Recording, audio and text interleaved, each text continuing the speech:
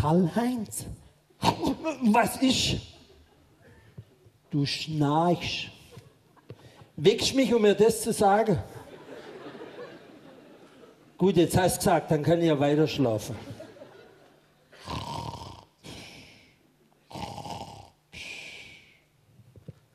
Karl-Heinz, was ist denn schon wieder? Du schnarchst immer noch. So ein Blödsinn. Ich und Schnarche.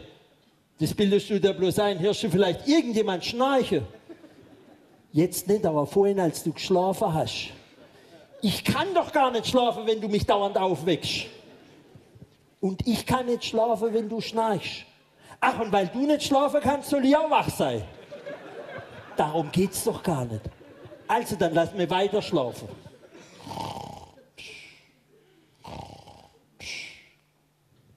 Jetzt hilft nur noch das Kopfkissen. So, jetzt hat sich's ausgeschnarcht. Ach, ist das eine Ruhe.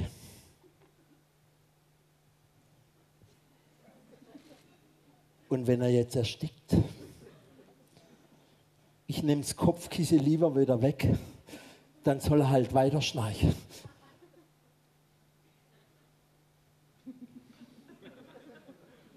Karl-Heinz?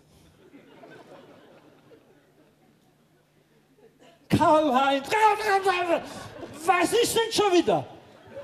Ich habe Angst, wenn du im Schlaf so ruhig bist.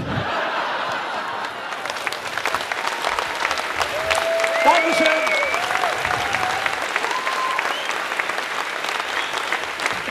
Vielen Dank.